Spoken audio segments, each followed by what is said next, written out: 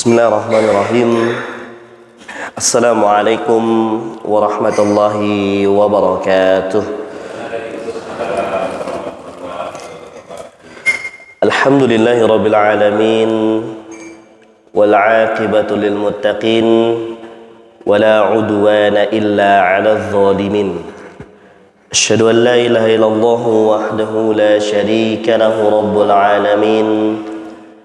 وأشهد أن محمدا عبده ورسوله المبعوث رحمة للعالمين وصلى الله على نبينا وسيدنا محمد وعلى آله وصحبه ومن تبعهم بإحسان إلى يوم الدين أما بعد اللهم انفعنا بما علمتنا وعلمنا ما ينفعنا وزدنا علما ينفعنا.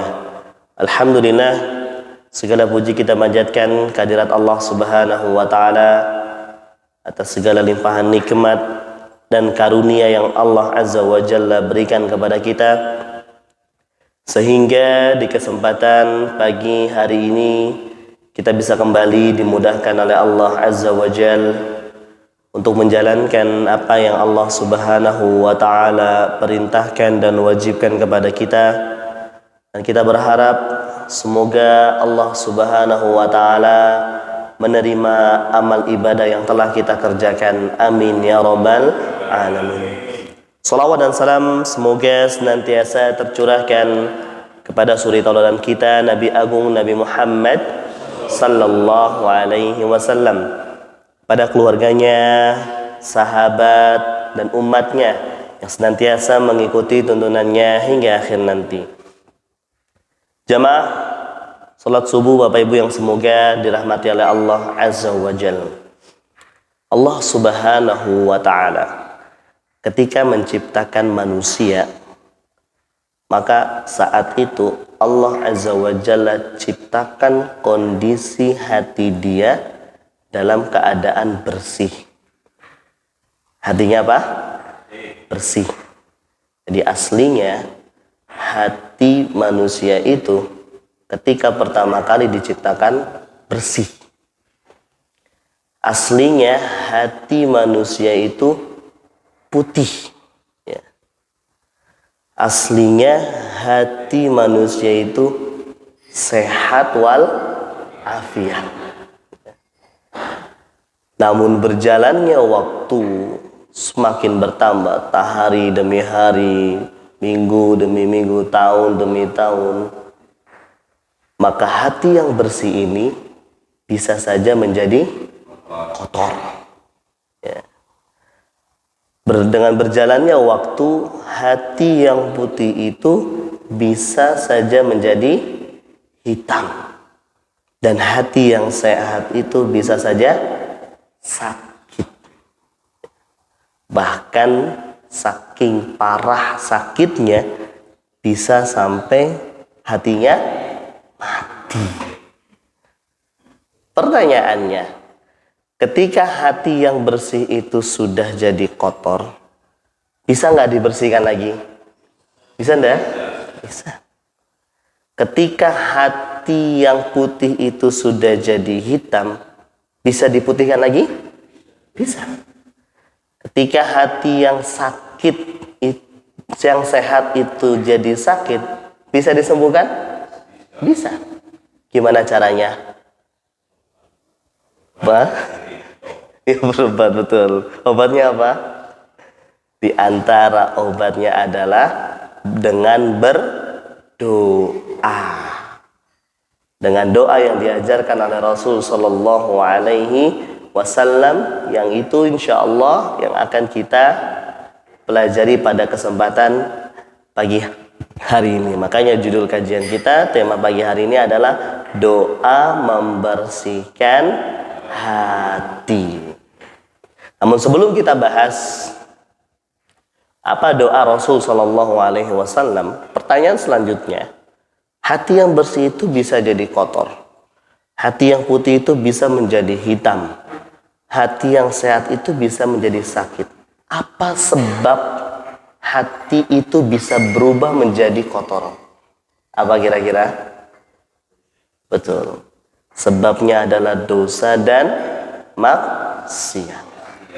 Makanya perhatikan doa Rasul sallallahu alaihi wasallam dalam sebuah hadis an Aisyah radhiyallahu anha qalat, dari ibunda kita Ummul Mukminin Aisyah, semoga Allah Subhanahu wa taala meridhoinya, beliau berkata, kana an-nabiy sallallahu alaihi wasallam yaqul, Rasul dahulu sallallahu alaihi wasallam sering baca doa ini.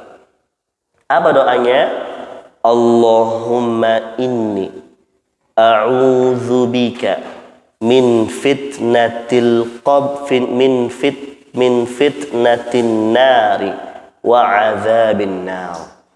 Ya Allah, aku minta perlindunganmu ya Allah. Minta perlindunganmu ya Allah. Minta perlindungan dari apa? Dari fitnah neraka dan azab neraka. Ada berapa? 2. Fitnah neraka dan azab neraka. Wa a'udzubika min fitnatil qabri wa azabil qabri. Aku minta perlindunganmu ya Allah dari fitnah kubur dan azab kubur. Jadi berapa? 4. Wa a'udzubika min syarril ghina wa syarril faqri. Aku minta perlindunganmu ya Allah dari keburukan kekayaan dan keburukan kemiskinan. Ada berapa? Jadi berapa? 6. Terakhir Rasul sallallahu alaihi wasallam minta, Allahumma inni a'udzubika min syarri fitnatil masihid dajjal. Ya Allah, aku minta kepadamu perlindungan dari fitnah dajjal. Jadi berapa? 7. Berarti Nabi sallallahu alaihi wasallam minta perlindungan dari berapa hal? 7. Yang pertama, fitnah neraka, azab neraka. Fitnah kubur, azab kubur. Kemudian fitnah keburukan kekayaan dan keburukan kemiskinan. Dan ketujuh, fitnah dari dajjal. Lalu kemudian Nabi sallallahu alaihi wasallam kita meminta selanjutnya untuk dibersihkan hatinya. Rasul sallallahu alaihi wasallam kembali melanjutkan doanya, Allahumma ghsil qalbi bil ma'i was salji wal barad. Ya Allah, cucilah hatiku, basuhlah hatiku dengan air salju dan air es. Dengan air apa? Salju dan es. Wa naqqi qalbi minal khataya kama naqqaital abyadu minad danas. Ya Allah, bersihkanlah hatiku dari dosa-dosa sebagaimana Engkau membersihkan pakaian putih dari noda.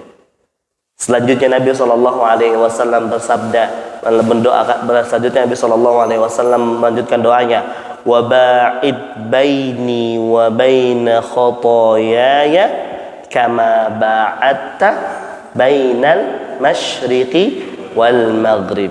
Ya Allah, jauhkanlah antara aku dengan perbuatan dosa sejauh Engkau menjauhkan antara timur dan barat. Lalu terakhir Nabi sallallahu alaihi wasallam menutup doanya, Allahumma inni a'udzubika minal kasali wal ma'thami wal maghram. Ya Allah, aku minta kepadamu perlindungan dari rasa malas, wal ma'tham dari dosa, wal maghram yang terakhir dari hutang. Di akhir Nabi sallallahu alaihi wasallam minta perlindungan dari berapa hal? 3. Malas, dosa, dan hutang. Hadis riwayat Bukhari dan Muslim. Sudah hafal doanya? Sudah hafal? Panjangan ya. Kita akan bahas kupas sedikit demi sedikit. Di awal Nabi Shallallahu Alaihi Wasallam minta perlindungan kepada Allah Subhanahu Wa Taala. Allahumma inni a'udzubika. Ya Allah, aku minta perlindungan kepadamu. Yang minta perlindungan siapa? Rasul Shallallahu Alaihi Wasallam. Coba bayangkan, Rasul Shallallahu Alaihi Wasallam minta perlindungan kepada Allah. Padahal beliau sosok yang pasti dijaga oleh Allah Subhanahu Wa Taala. Betul atau tidak? Beliau sosok yang sudah dijamin surga. Beliau maksum, sosok yang dosanya bakal diampuni oleh siapa? Allah Subhanahu Wa Taala. Saja minta perlindungan kepada Allah Azza wa Jalla. Maka kalau kita gak pernah minta perlindungan sama Allah, ini namanya kebangetan. Kita bukan Rasul. Dosa kita belum tentu diampuni. Belum ada jaminan surga. Kalau kita gak pernah minta perlindungan kepada Allah Subhanahu Wa Taala, ini keterlaluan. Setara level Rasul saja masih minta perlindungan kepada Allah Azza wa Jalla. Rasul Shallallahu Alaihi Wasallam minta perlindungan dari apa saja? Yang pertama, Allahumma inni a'udzubika min fitnatin nari wa adzabin nar. Ya Allah, aku minta perlindungan kepadamu dari fitnah neraka dan azab neraka. Ya. Apa bedanya antara fitnah neraka dengan azab neraka? Apa bedanya? Ada bedanya nggak? Ada. Ya. Kalau fitnah neraka itu, ya, bisa jadi yang dimaksud adalah ujian-ujian, ya, yang Allah Azza wa Jalla berikan kepada kita ketika di dunia. Kalau kita berhasil sukses melewati ujian tersebut, maka dengan izin Allah Subhanahu Wa Taala kita akan terhindar dari api neraka. Itu namanya fitnah neraka. Berarti fitnah neraka yang dimaksud di sini adalah apa? Godaan. Godaan setan, ya. Godaan nafsu, ya. Berbicara dengan lawan jenis, ya. Kontek-kontekan dengan lawan jenis gak seperlunya, berhubungan dengan lawan jenis, ya. CLBK. Nama CLBK? Cinta lama bersemi kembali, ya. Punya nomor mantannya, dihubungin, ya. Akhirnya terjadi sesuatu yang tidak diizinkan oleh Allah Subhanahu Wa Taala. Ini namanya godaan. Godaan nafsu, ya. Jika ujian-ujian itu, ya, godaan-godaan yang Allah Azza wa Jalla berikan di dunia, kita berhasil sukses melewati godaan tersebut, maka dengan izin Allah Subhanahu Wa Taala kita tidak akan masuk ke dalam neraka, ya. Jadi kita minta perlindungan kepada Allah Azza wa Jalla dari fitnah neraka. Itu maksudnya adalah kita minta sama Allah agar kita bisa gak masuk neraka. Ya Allah, jangan sampai saya masuk neraka. Kita minta sama Allah Subhanahu Wa Taala. Dan juga ini maksud dari fitnah neraka adalah kita minta kepada Allah agar jangan sampai kita ditanya sama para penjaga neraka. Kata Allah Subhanahu Wa Taala dalam surat Al-Mulk ayat 8, alam ya'tikum nadhir. Nanti mereka para penghuni neraka akan ditanya sama malaikat para penjaga neraka, bukankah sudah datang kepada kalian peringatan, orang-orang yang ingetin kalian, ada Al-Quran, ada hadis Nabi, kalian dengar, kenapa kalian tidak melakukan? Itu akan ditanya oleh para penjaga neraka, ya. Berarti kalau para penjaga neraka bertanya seperti itu kepada orang-orang tersebut, berarti orang-orang tersebut akan masuk apa? Masuk neraka. Jadi kita minta sama Allah Azza wa Jalla agar tidak dimasukkan ke dalam neraka. Ya. Kita minta kepada Allah Subhanahu wa Ta'ala agar tidak sampai ditanya sama malaikat penjaga neraka. Makanya Rasul Shallallahu Alaihi Wasallam minta perlindungan kepada Allah, mengajarkan kepada kita agar kita berlindung dari siksa neraka. Ya. Terus Nabi Shallallahu Alaihi Wasallam minta apa lagi? Nabi Shallallahu Alaihi Wasallam lanjutkan meminta wa a'udzubika min fitnatil qabri wa azabil qabr. Ya Allah, aku minta kepadamu ya Allah perlindungan dari ujian kuburan dan azab kuburan. Berarti kuburannya ada ujian kubur? Ada. Ya. Ketika orang sudah dimasukkan ke dalam liang lahat, maka dia akan didatangi oleh dua malaikat. Siapa dan siapa? Munkar dan Nakir. Kedua malaikat itu akan bertanya tentang 3 pertanyaan. Man rabbuka, siapa nabimu? Wa man nabiyyuka, man rabbuka, siapa Tuhanmu? Wa man nabiyyuka, siapa nabimu?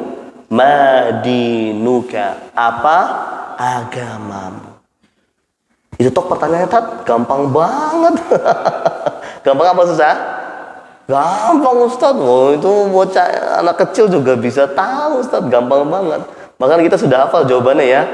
Iya, gampang. Makanya subhanallah ada sebagian orang itu ya intermezzo aja ada yang berwasiat, nah nanti kalau misalkan bapak meninggal dunia atau ibu meninggal dunia, tolong selipin contekan ya nak. Ya, dikasih kertas jawabannya selipkan contekan ya. Biar nanti bapak bisa menjawab pertanyaan. Ya. Subhanallah. Pertanyaan dengan semudah itu. Tapi nggak semua bisa menjawab pertanyaannya. Yang menjadi barometer sukses atau tidaknya kita menjawab 3 pertanyaan itu bukan karena kita hafal. Bukan karena kita sudah lengket ya jawabannya di luar kepala kita, bukan. Tapi yang menentukan kita bisa atau tidak menjawab pertanyaan tersebut adalah praktek kita ketika kita berada di dunia. Ya. Apakah kita di dunia itu menjaga sholat 5 waktu? Apakah kita di dunia betul-betul mentaati Allah Azza wa Jalla, mentaati Rasulnya Sallallahu Alaihi Wasallam? Apakah kita ketika di dunia saat mendengar firman Allah dan hadis Nabi Sallallahu Alaihi Wasallam kita mengatakan sami'na wa ata'na, atau kita pikir dulu, sebentar saya pikir dulu, oh ini nggak selaras dengan hati saya, oh ini nggak sesuai dengan keinginan saya? Apakah kita langsung taat dengan perintah Allah Azza wa Jalla dan Rasulnya Sallallahu Alaihi Wasallam? Apakah ketika kita di dunia betul-betul menjalankan perintah-perintah Allah Subhanahu wa Ta'ala? Praktik di dunia itulah nanti yang akan menentukan bisa atau tidaknya kita menjawab pertanyaan tersebut. Maka buktinya Nabi Shallallahu Alaihi Wasallam menjelaskan dalam hadis panjang yang menceritakan tentang perjalanan ruh. Ya. Hadis yang disampaikan oleh salah seorang sahabat yang bernama Al-Barra bin Azib. Ketika beliau mengantarkan jenazah salah seorang sahabat, beliau cerita panjang tentang perjalanan ruh seseorang. Di antaranya dia akan ditanya 3 pertanyaan tersebut, dan ternyata ada yang tidak bisa menjawab, hanya mengatakan la adri, saya nggak tahu. Jadi yang menentukan sukses dan bisanya kita menjawab pertanyaan tersebut adalah praktik nyata ketakwaan kita kepada Allah ketika di dunia. Itu namanya fitnah kubur. Kemudian Rasul Shallallahu Alaihi Wasallam meminta perlindungan kepada Allah Azza wa Jalla dari azab kubur. Ya. Ada fitnah kubur, ada azab kubur.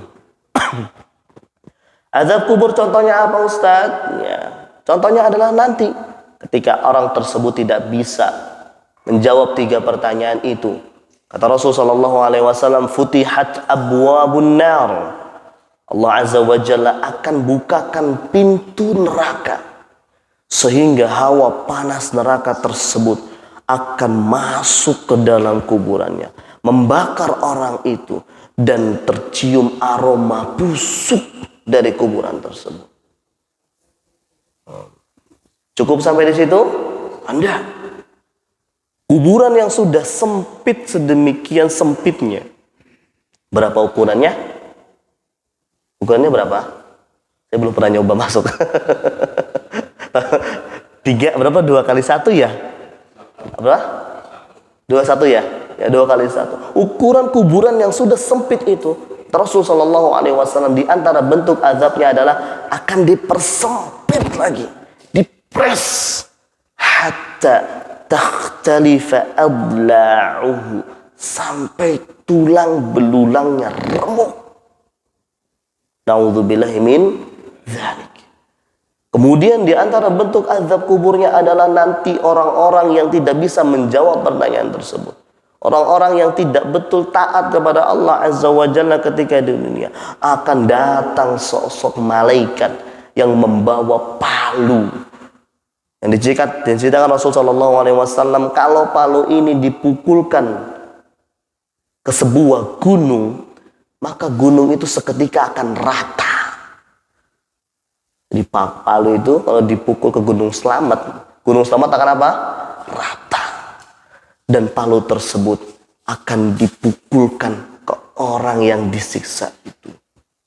Seketika dia akan teriak sekencang-kencangnya, sesakit-sakitnya, dan teriakannya itu didengar oleh semua makhluk kecuali jin dan manusia. Kenapa jin dan manusia nggak bisa mendengar teriakan tersebut? Kenapa? Denny menjenengan lewat kuburan tiba-tiba dengan teriak, wah serem kan? Di antara salah satu hikmahnya adalah dalam rangka itu bentuk ujian. Bentuk apa? Ujian. Kalau manusia dan jin mendengar teriakan itu, maka semuanya pasti jadi orang baik, ya. Pasti ingat Allah. Tapi teriakan itu tidak didengar oleh manusia dan jin dalam rangka bentuk ujian kepada mereka. Ya. Ini ya, minta Rasul SAW yang kedua. Terus kita minta perlindungan dari apa lagi? Wa a'udzubika min syarril ghina wa syarril faqr. Ya Allah, aku minta kepadamu dari keburukan kekayaan dan keburukan kemiskinan. Ya. Coba kita perhatikan Nabi SAW, permintaan yang selanjutnya ini minta agar dilindungi dari keburukan kekayaan dan keburukan kemiskinan. Ya. Perhatikan, keburukan. Berarti ada kebaikannya atau tidak? Berarti ada kebaikannya? Ada. Jadi Nabi SAW doa ini, beliau nggak minta, bukan nggak minta nggak kaya. Ya. Beliau nggak minta agar tidak miskin, enggak. Ya. Tapi yang beliau minta adalah minta dilindungi dari keburukan kekayaan dan keburukan kemiskinan. Karena kaya dan miskin ini dua-duanya sama-sama punya potensi keburukan. Ya. Apa potensi keburukannya kalau orang kaya? Nah, sombong, apalagi serakah, tidak bersyukur, ya. Apalagi pelit, ya. Apalagi boros, betul? Iya. Hedon, ya, bahasanya. Gaya apa? Hidup mewah. Tas aja bisa sampai miliaran, subhanallah. Ya, tas, satu tas miliaran ya. Kalau kali penjenengan mungkin tas 50.000 cukup ya. 1 M, subhanallah. Bahkan sampai jam tangan itu sampai 3 M, subhanallah. Ya. Jadi Allah subhanahu Rasul sallallahu alaihi wasallam mengajarkan kita agar kita minta perlindungan dari keburukan kekayaan, ya. Ujian kekayaan, ya.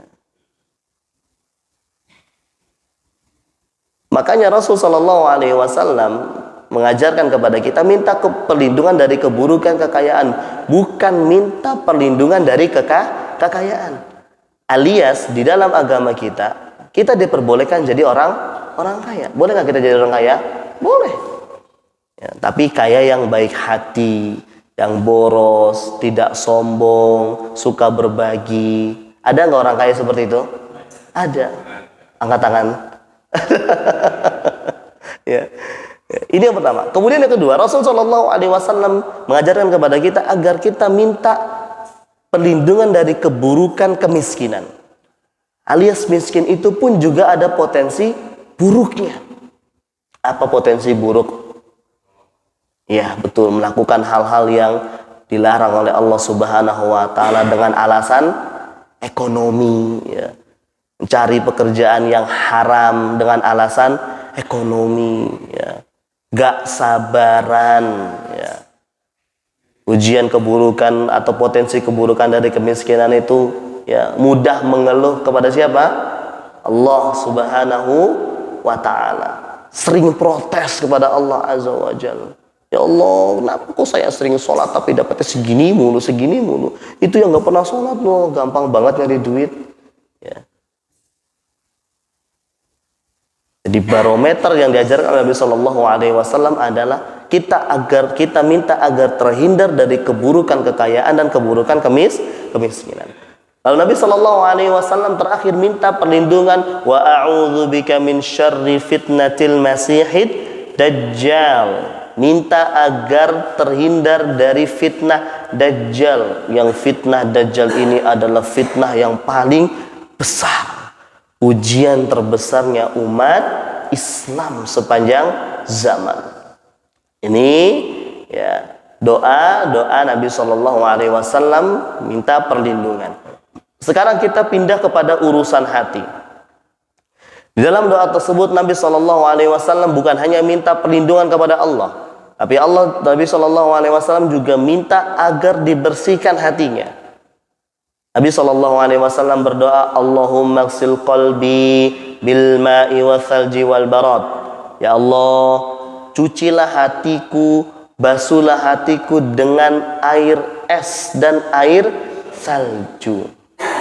Pertanyaannya, kenapa kok Rasul dalam doa ini minta dibersihkan pakai air es dan air salju? Gak dicukupkan dengan air tok, ya. Maksudnya, kenapa Rasul gak minta ya dibersihkan dengan air aja? Kenapa harus pakai es sama salju? Ya. Alasannya adalah karena es dan salju ini dia mengandung dua unsur. Yang pertama air, yang pertama membersihkan, yang kedua mendinginkan. Ya.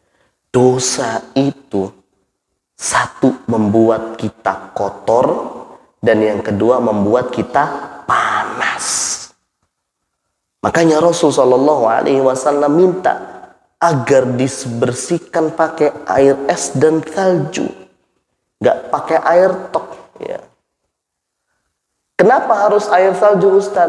Karena air salju itu air murni yang tidak disentuh oleh manusia. Ya. Beda dengan air sungai, ya. Sungai Kelawing itu, ya, warnanya apa? Coklat itu, ya. Maka Rasul Shallallahu Alaihi Wasallam minta agar dibersihkan hatinya dengan air es dan air salju.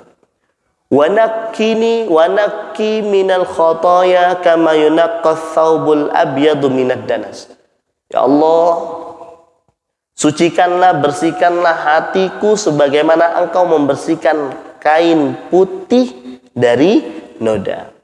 Pertanyaannya lagi, Kenapa Rasul Shallallahu Alaihi Wasallam memberikan perumpamaan dengan kain putih? Kenapa nggak harus dengan kain hitam? Ya, karena kain putih itu, ya, noda sedikit pun yang nempel padanya pasti kelihatan.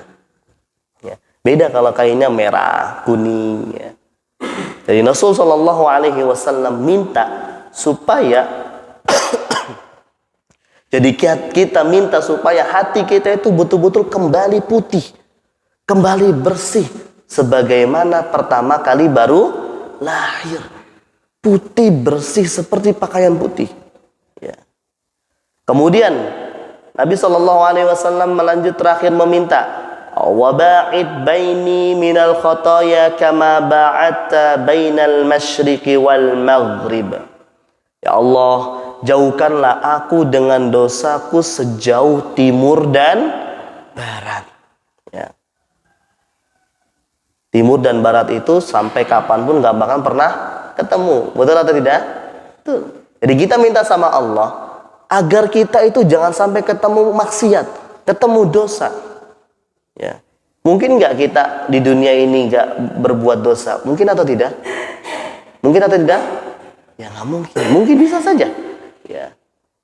Bukan berarti kita minta nggak berbuat dosa, tapi mungkin bisa saja kita minta agar terus terhindar dari dosa. Ya. Makanya salah satu cara agar kita bisa terhindar dari dosa adalah jauhi tempat-tempat maksiat. Ya. Jauhi. Ya. Ketika ada konser, ya jangan datang ke sana. Oh, saya nggak datang kok, cuma lewat tok. Lewat kan tapi matanya apa? Lirik ya. Ketika ada gambar wanita yang kelihatan auratnya di jalanan, ya jangan diapain? Dilihat, ya. Gede Ustadz, gede gitu. Ya, usahakan jangan dilihat, jaga pandangannya. Ya. Ketika kita punya nomor atau ada di situ sarana untuk berkenalan dengan lawan jenis, ya, kita hindari. Ya. Itulah upaya agar kita bisa menjauh dari maksiat, menutup segala celah agar kita bisa terhindar dari maksiat. Ya. Kemudian terakhir Nabi Shallallahu Alaihi Wasallam menutup doanya dengan meminta dari 3 hal.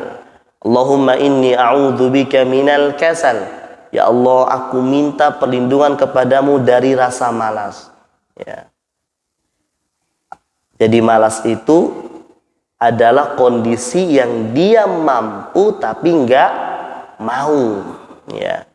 Bedakan antara malas dengan tidak mampu. Ya. Kalau tidak mampu itu dia mau tapi nggak bisa.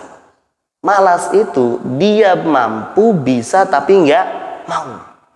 Sehat walafiat, badannya keker, perutnya kotaknya ada berapa? 6. Gak pernah ke masjid, ini namanya malas.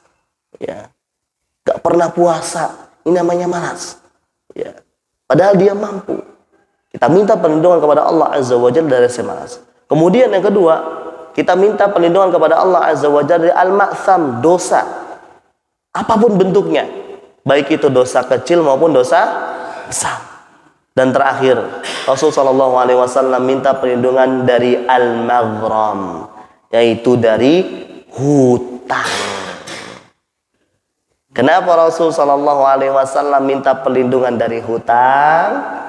Karena beliau Shallallahu Alaihi Wasallam pernah ditanya oleh salah seorang sahabat dalam hadis riwayat Bukhari dan Muslim, ya Rasulullah, wahai Rasulullah, kenapa sih engkau selalu minta perlindungan dari hutang?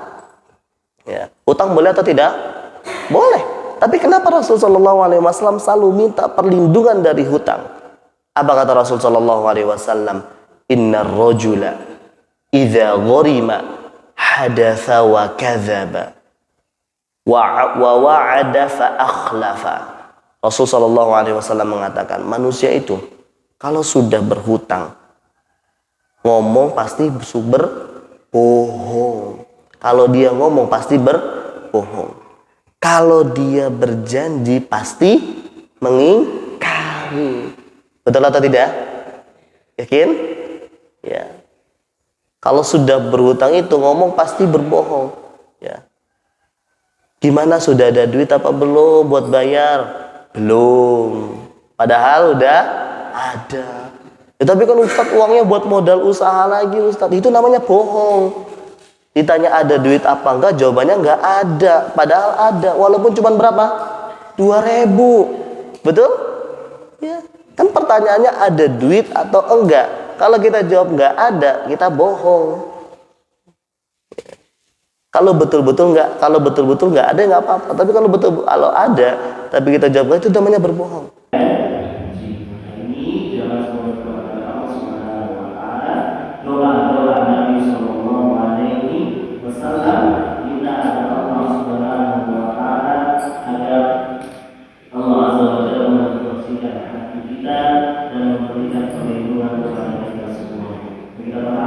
Semoga Allah Subhanahu wa Ta'ala menjaga kita semuanya dari segala keburukan dunia dan akhirat. Allahumma amin. Kira-kira doa ini mau saya buatkan biar saya ya kita berdoa ya. Saya buat dibaca. Ada 2 doa. Saya kita doa maka ada sucikan kita dari kegelisahan hati dan doa kita dari kesedihan. Insyaallah kita akan coba buatkan, nanti kita akan berikan dan berdoa yang akan berikan. Insyaallah. Ini sudah sampaikan terima kasih Allah Subhanahu. Kita betul dalam masalah al-Qur'an. Subhanallah wa bihamdihi, asyhadu an la ilaha illa anta, astaghfiruka wa atubu ilaik.